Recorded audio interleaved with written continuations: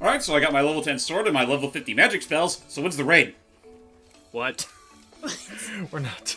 We're not gonna storm. Oh, you meant that raid. My bad. Hello, Oh, yeah, I'm no, we need- sports.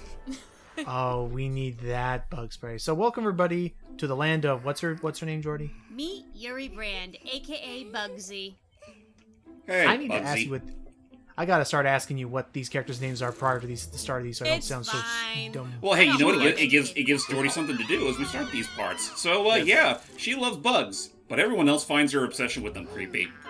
Yeah. It's very crazy. Look at Even Balan's like, Balan what? running. Oh yeah, that's also something. That's also something that I think we should touch upon. Like, if you have like an eagle eye for detail, Balan is hiding at least once in all of these like opening cutscenes. Yeah, like He's- for Jose's, he was the scarecrow. For Fiona's, he was swimming in the ocean, and for this, he was one of the shadows in the window. Again, it's just one of those things that definitely, makes Balan stand out. And, I mean, again, whatever we can't say about this game, we'll still say time and again that Balan himself is a really fun-looking design and, has some fun personality to him. It's just kind of a shame that you don't get much more exposure out of him besides those Balan bouts. Which because that is the big thing. I'll say. We've been saying many things. Sorry. Meet the lovely lantern. Lovely. Is that I am not against Balan as a character. I think he's fantastic. Oh, it's one of those when it feels like it costumes. Yeah, no, that's another thing I do not like about this game is that certain costumes have one of those if I feel like it sort of things. Most infamous of them is the box fox. Which I is hate that- the box fox. Is the Fox Box an optional one, or do you? It's completely it's optional. optional. It's completely optional. It- You'd have to go out of your way to find it. Yeah. Also, it's the But box it's fox, not to be confused with the fox fox. not to be confused with the fox who wore socks. The issue you have to be careful of with Fox that went the on box walks in fox. his fox. Careful. Oh. The issue with the fox was that it infamously for many players is it gives it to you right next to a slope in which you will most likely lose it right away. Yes, you will. Oh man, I did not like the box fox, but So, go ahead. all I was gonna say was, and actually, since we were rhyming, I do have to point out, and we didn't point this out during the demo, in this game and in the novel too, Balan rhymes when he speaks. Which is probably the one part of his character I'm not a fan of. If I can be fair. Yeah, I was about to You say. don't like rhyming? I love rhyming. brought up time and again. That's like my biggest pet peeve when it comes to character Dialogue. traits. In that, like, if their entire dialogue is for the sake of just everything has to rhyme, and it's like not to say that like I have that stigma with everyone because I'm a huge fan of Gruntilda, but for course. anyone after the fact, and again. You can blame Child of Light for giving me that stigma in the first place. I was about to Well, pull I up. Like, kinda wait, wanna stay ask, tuned for our like- commentary of Child of I Light. was about to say, I kind of want to ask, because I don't know if we ever talked about it. What would you say is, like, how would you say it is, like, the way Gruntilda handles it compared to everyone else that makes it feel like that she's always the exception as opposed to the norm? Well, it's for two reasons. One, I think she's one of the first characters I can immediately think of who has that whole gimmick in the first place. And secondly, her rhymes are primarily for the sake of, or usually made for the sake of, Uh-oh.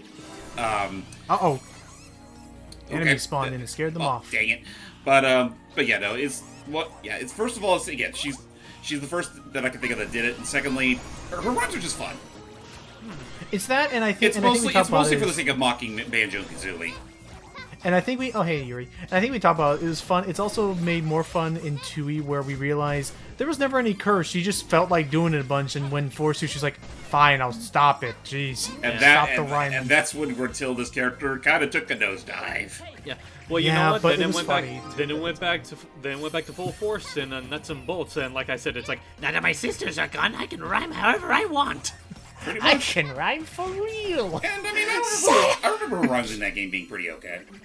Gruntilda would absolutely be the one to do that. I'm I wrote- alone. I can swear for real. He would absolutely do that. I actually would now pay money if he's taking commission. I would pay money to hear Alex Hirsch dub some of Gruntilda's voice lines in a Gruntilda voice. You know he would basically just make her sound like a very scratchy Bill Cipher, right? Oh, I would love that. I want to hear. There are some things that like I want to know if they're either on Cameo or on Fiverr. If I could say like, hey, I want to see you do this kind of. If you could voice this character, what voice would you give them? I don't know, just things like Yeah. that. If there was I'm any great character with these. close to Grunty that Alex has voiced it somewhere in Gravity Falls, I want to say there is. I think he was. I know he was Shmebulok in Gravity Falls, but that's not close enough. That's just one guy saying one line over and over again. Yay! And we did- actually- Also, like, If I can give my 2 cents on the whole rhyming bit for the characters thing, like, I personally don't mind the rhyming scheme for Balan. In fact, whenever I see his rhyming dialogue, it makes me think of the Cat in the Hat. Because that's that is a guy basically who who he does that. is. He's the Cat in the Hat because he's very erratic. He's very fun erratic, but he's also charming. You know, I never did think about the parallels, but you're right. Yeah, you know what it is? I think I guess there is one other thing now that I stop to think about it. I feel like it's not, like, the whole rhyming schema doesn't really work out that well either if it's primarily just their static text. In which case, it's kind of just, it feels like you're just reading as opposed to hearing the pronunciation of it all. But then again, in Child of Light, isn't all the rhyming voice acted in that? It is. Wait, what? I I want thought in to say... Child of Light the narrator rhymes or he The speaks out narrator, loud, or is that the narrator does, but that's that's like every once in a blue moon when she does it. Every other time it's their text. Oh, understood. Okay, then I agree with that. I like hearing it when it's rhyming. Like that's another one of the reasons why I'm looking forward to other to dub projects and stuff with rhyming is that like I think I love it when it has like a bouncy kind of rhythm to it, almost like song. Yeah, yeah. I do too. Yeah, that's why I don't mind the rhyming scheme for some And that's probably another characters. reason why I don't really mind it when Grunty does it, because, like, that text ain't static. Nope, You know what? it does its weird little it's rubber funny you rubber brought thing. up Grunty because I was just reminded of another Grunty thing. The one Are you talking where about she the has shotgun? double damn shotgun. Did you see that, James? I've seen. I think I saw it in passing. It's like, I what don't is that all understand why about? it's. I'm gonna right now throw this out there and say I don't know why it's funny, but it's this guy just with her just saying screw the magic, just a double-barreled old Bessie, and then has her reading some. Do you want to read the dialogue, Hype? I can't. I probably can't say it verbatim because it has a few I have the vulgarities in it, but I'll do my best. I have the post right here. You can read off record, and I'll post in the corner there as we do some exploring. There it is. Okay, so With my double-barreled gun, I'll blast you both into the sun. No time to run, no dodge and duck. My gun will surely leave you hooked. Grunty's out, I'm ready to kill. You'll never afford the hospital bill. This shotgun has a mighty kick. Try and stop me now, you dick. Oh, It's you know, the I just idea of, realized. like, Grunty just walking out, just saying enough. I'm sorry, real quick. I Okay. realized while we're here, this chapter is home to another mostly one-time gimmick, if you can find it. whoa. Yep, which is hang Up. on. Haha. First off, I'm not sure you're how you're supposed supposed to use. to. My guess is that you're supposed to either use the rabbit or use another power, but we cheese this with the power of co-op. Yeah, I mean that's the best we can. That's the best we can do. Wait for it. And I can say I feel nice. Oh, I there you feel go. I will say I feel less embarrassed about this now, James, because I've seen other Little people guy. do exactly what I am about to do. Itsy elf was It sitting makes on the me shelf. teeny, go through little teeny doors. Aw. Damn But yeah, it, no, Jordy. I feel less embarrassed, James, because many people did this. Yeah, that They was. put that. Yeah, they put that ledge really close. So let's just be done with this ledge. Damn it. I know, and for anyone wondering, that is one of the costumes in this game that can be a little annoying in that it's a one-time appearance costume. It will not reappear until either you restart the level, or in some cases, it won't reappear until you beat the level's boss, even if you've beaten it Well, I already, wanna because ask, beating like- the level's boss resets things. Well, I want to ask, on the off chance that you don't get to show it off again, what is the purpose of the elf outfit? It lets you go into little teeny doors, which will either have a Balan statue, more Tim jewels, a new costume. It's an exploration tool. Though speaking of having to do repeats, do we want to talk about one other damning thing that this game does in terms of its backtracking with bosses? Oh, wait, with bosses. Sorry, Are you talking about the rainbow Tim thing? No, the fact or- that you have to literally repeat the entire level just to get the boss to respawn the boss door. Oh yes, yes. If you beat a boss, you actually have to clear another level in order to get it to reappear. Which I don't remember that happening. Maybe that's one of the things they patched out, but it was something we experienced at first. And again, we'll cut that out, but just little oddities and things. So anyway, now we're getting to level 2. This is a primarily vertical level, and I was actually going to bring up, because I know you brought up, that you've been playing the game, Jordy. Have you been playing this with Audrey? Not with Audrey, no. She's a little young to play games like these, but I have been playing them with my brother Miles, who I do plan to show off some games with him once in a while. Hey, real quick. Hey, James. Hmm? Now you get to be the bane of anyone that goes through Metropolis Zone. Ah, yes, the sickle slicer. Ah, right. Anyway, but we played a couple. Too bad there's no pesky hedgehogs to use this thing on. Not yet. Anyway, we played a couple levels together, and there were some levels that we could go through very easily. Others were kind of hard to do, not gonna lie, and I just preferred to go solo on them. That's fair. I mean, again, I can just point this. I can definitely just say that and we were talking about this even back in our demo thing, that honestly, at times, we'll still definitely recommend co-op may be the way to go in order to play this game with as little resistance as you can find at times. Mm-hmm. Yeah. Other times, okay, being honest, James, at times, did it feel like you were just kind of trailing behind at times, or did it feel like... I mean, honestly, much like how I'm in the commentary right now, I'm just here for the ride. That's fair. But we'll say there are some things you get for 100%ing the game. Yay! Well, Sorry. I actually want to ask, because I want to make sure he has as much to say. I mean, considering he is the player too here. Of course. And you can say this without worry of spoilers. Out of all the worlds in the game, which one would you say is probably, a little hesitant to say favorite, but which one would you say you had the most enjoyment going through? That's a good question, because it has been a little while since we last recorded this footage. Immediately I'm thinking back to the chess level that we'll be going to later. Oh yeah, you said. Chapter 7. I remember you definitely saying many times you love the music. It's easily the best track in the game, in my personal opinion. And I would say my favorite. That and some of the it kind of continues that whole sort of level wrapping that Chapter 1 did, to a much greater effect.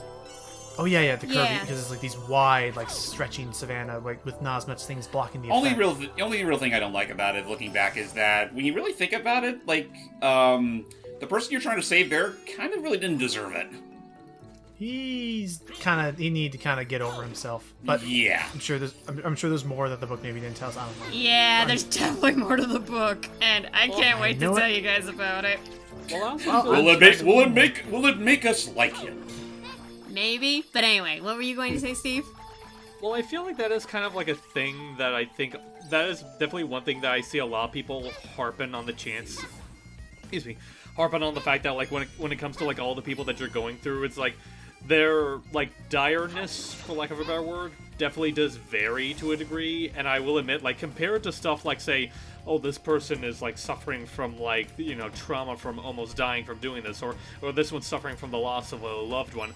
Oh, this one's pissy because someone beat him at chess. It's I get why people say it doesn't seem quite as grand or emotional by comparison, but I also feel to be fair, I feel Balan kind of doesn't care, in a sense of he doesn't really see any one problem being more dire than the other. He wants to help out anyone that feels they're emotionally incapable of getting through things.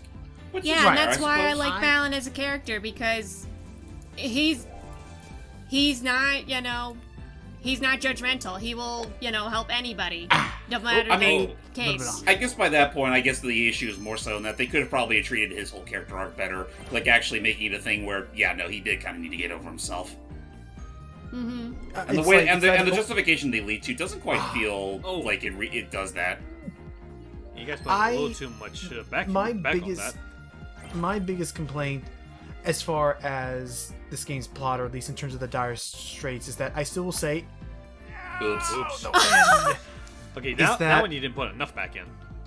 nope.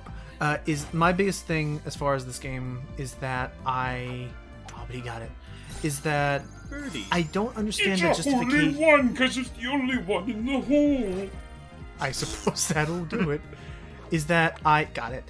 Is that I don't know if the book explains this. If like maybe they just had a better go get 'em attitude, but as far as the game goes, I don't understand the justification for all. Oops. I don't Out of understand bounds. I don't understand the justification for, like, do we just pull the shortest straw and, now you guys have to help everybody with their mood before I'll help you with your thing. Yeah, that is definitely the one biggest problem with this game's story, is the fact that we never really do solve our characters' problems so much. They kind of do it themselves. Right, it just kind of works itself Yeah. out eventually. So, Um, how was that sorted in the book? Well, I'm just gonna say one thing regarding the story. I'm so sorry. I'm getting tongue-tied, but You're fine. No worries. Take your time. I will say story is actually one of Yuji Naka's weaker elements when it comes to making video games, because he initially wanted a game like this with no dialogue and no background to it. He just wanted to be, kind of like his games, but Square is known best for their story elements rather than platforming, so if they had to learn how to platform, he had to learn how to make a story, and he did his research and did the best that he could, but yeah, that's all I'm gonna say. He definitely could have hired some better... Well, they could have hired some better writers at the very least. Or at least for conveying that in the game, because I feel like, like you said, it as far as it feels like there are times where the story and the gameplay are kind of at odds. Yeah. Yeah. Now, what were you asking me regarding the book again? Does the book explain why? First off, what are Leo and Emma's names that Lance give them? Leo is known as Street Beat because he likes to dance in the streets, and Emma is called Fighter because, well, she's trying to fight Lance to, restore Wonderworld. So Emma's just in direct opposition to him, while Leo is kind of off doing his own thing at first. Yeah, the thing that I kind of don't like about the novel is that it's more focused on Leo than it is on Emma. Like, Emma's just there. Oh, okay, I see. So anyway, so in the story, does it explain why Leo and Emma are actually trying to fight and escape their worlds and stuff, as opposed to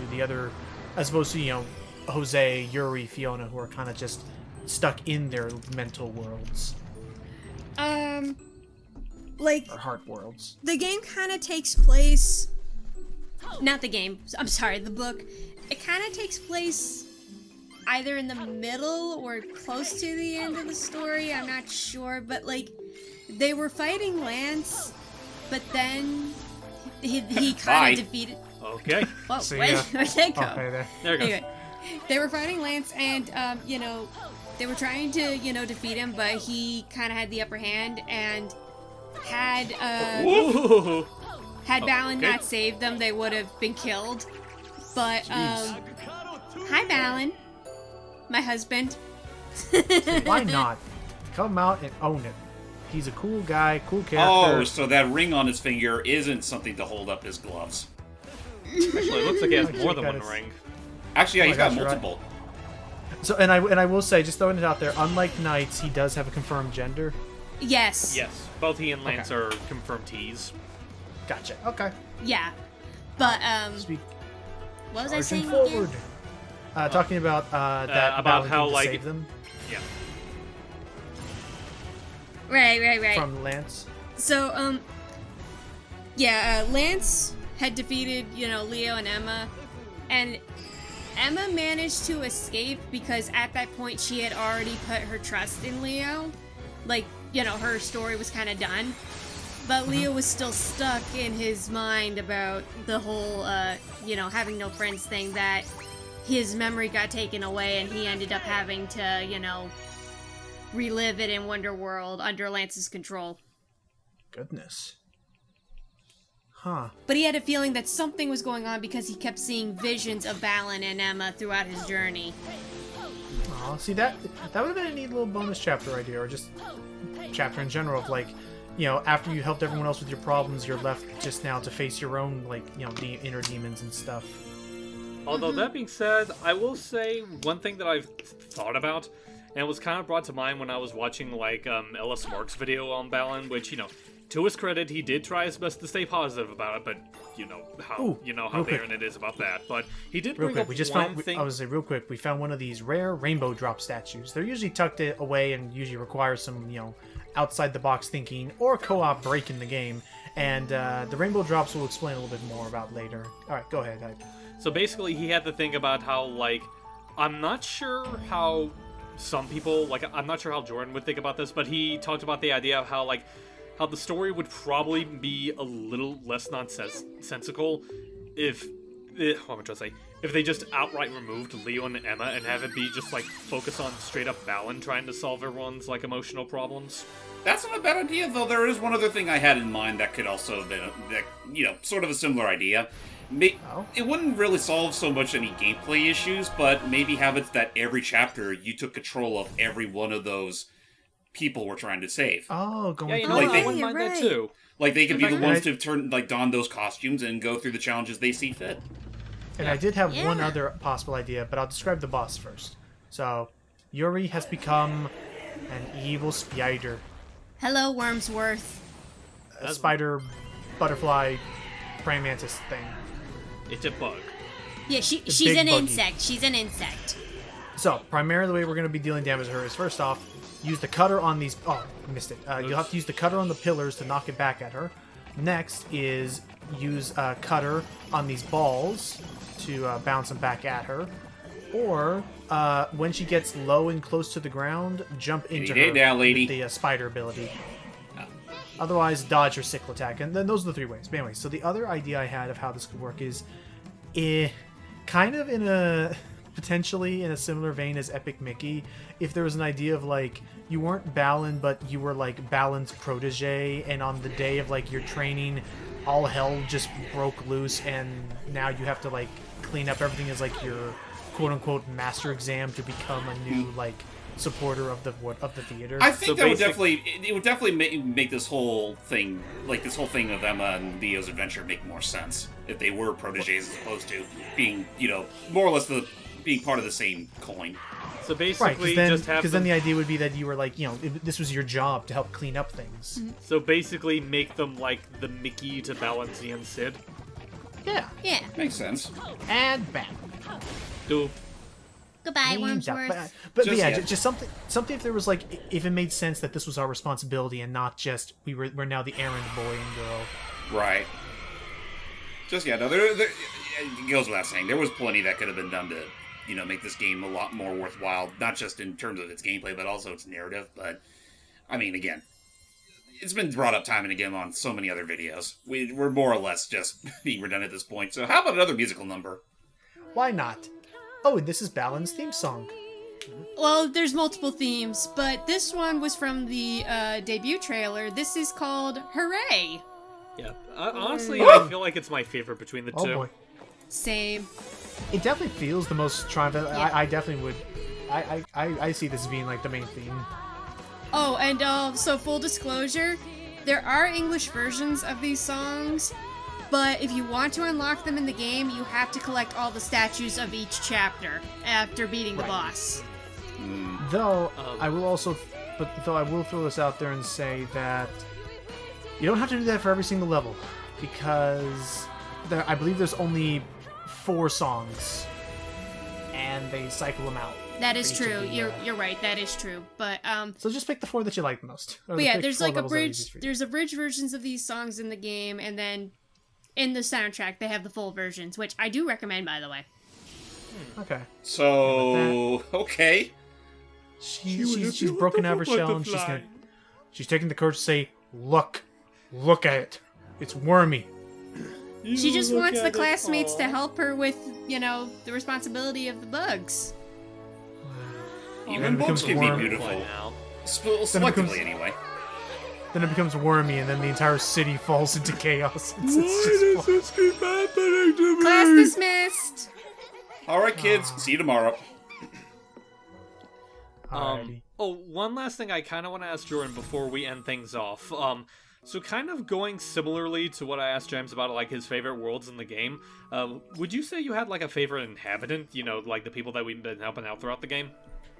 Oh man, I honestly don't know. I mean, I think it goes without saying that I do like Emma, because she kind of relates to me in a way where I used to have a lot of trust issues, but look where I am now. And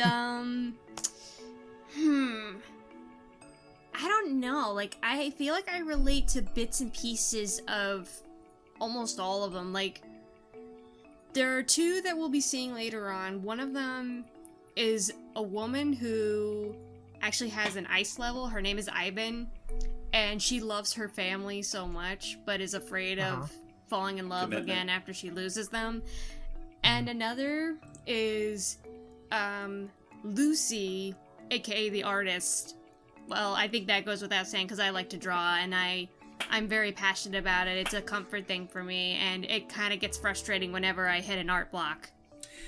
Yeah, I think every artist that has experienced that level in particular definitely feels what she's going through, and it sucks. Yeah, but yeah, it's just, I feel like little bits and pieces of each inhabitant I feel like I can relate to personally, but those ones in particular I think are the ones that I'm closer to. All right, though, that's very good, very interesting. And if you remind me, Logan, next part, I will try my best to see if you and James can answer that question as well. For favorite Inhabitant. resident, sure thing. I thought we were doing favorite levels. Oh, well, that's it. Yeah. We'll see you all next That time. too. Yep, we're taking to the skies. See ya. Goodbye.